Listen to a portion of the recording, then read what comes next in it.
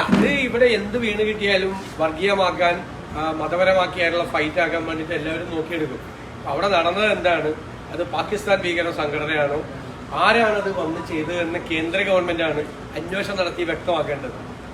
ഈ ഇന്ത്യയിൽ പ്രവർത്തിക്കുന്ന സംഘടനയാണോ, പാകിസ്ഥാനിൽ പ്രവർത്തിക്കുന്ന സംഘടനയാണ്, ഏത് സംഘടനയാണ്, ആരാണ് അതിന്റെ പുറകിൽ, പാകിസ്ഥാൻ ഗവൺമെന്റ് ഉണ്ടോ, ISI ഉണ്ടോ എന്നൊക്കെ അന്വേഷിച്ച് പറയേണ്ടതാണ്. അതിനു മുമ്പ് ഇവിടെ നമ്മൾ ചർച്ച നടത്തി ആരുടെയെങ്കിലും തലയിൽ കൊണ്ടുപോയി കെട്ടിവെച്ചിട്ട് കാര്യമില്ല. ഏതെങ്കിലും ഒരു മതവിഭാഗത്തിൽപ്പെട്ട ഒരാൾ അക്രമം നടത്തിയാൽ ആ മതവിഭാഗം മുഴുവൻ തീവ്രവാദികളാണ് എന്ന് പ്രചരിപ്പിക്കുന്നത് ഒരു കാലത്ത് ശരിയല്ല. ഞങ്ങൾ അതിന് ഒരു കാലത്തും അതിനോട് യോജിപ്പില്ല. അതിപ്പോ ഗുജറാത്ത് കലാപം നടന്നു. ഗുജറാത്ത് കലാപം നടന്നപ്പോ ഹൈന്ദവരെല്ലാവരും ഭീകര സംഘടനയാണ്. ഹിന്ദു എന്ന് പറയുന്നത് ഭീകര സംഘടനയാണ്. അങ്ങനെ പറയാൻ പറ്റുമോ? അതുപോലെ ഇസ്ലാമിൽപ്പെട്ട ആളുകൾ അങ്ങനെ ഒരു തെറ്റ് ചെയ്താൽ ഇസ്ലാമിൽ ഉള്ള മുഴുവൻ ആളുകളും ഭീകര പ്രവർത്തകരാണ്.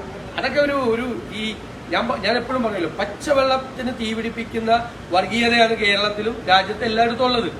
അപ്പൊ അത് ഓരോ അവസരം കിട്ടുമ്പോൾ ഓരോരുത്തരും ചാടി വീഴാണ്.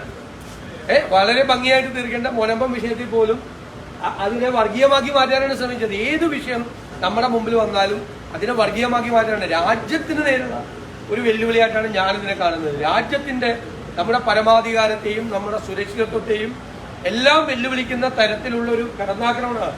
അത് രാജ്യത്തിന് നേരെയുള്ള കടന്നാക്രമണമാണ്. ആര് ചെയ്താലും, അല്ലെങ്കിൽ ഏതെങ്കിലും ഒരു മതവിഭാഗത്തിന് രാജ്യത്തിന് നേരെ, നമ്മുടെ രാജ്യത്തിന് നേരെ, നമ്മുടെ ഓരോരുത്തരുടെയും നേരെ ഉതിർത്ത വെടിയുണ്ടകളായിട്ടാണ് നമ്മളതിനെ കാണുന്നത്.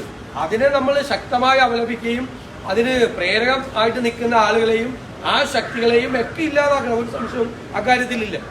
പിന്നെ ആരാണ് ചെയ്തതെന്നല്ല കേന്ദ്ര ഗവൺമെന്റ് അന്വേഷണം നടത്തി പറയാതെ നമ്മൾ ഊഹിച്ചു പറയൽ അർത്ഥമില്ല.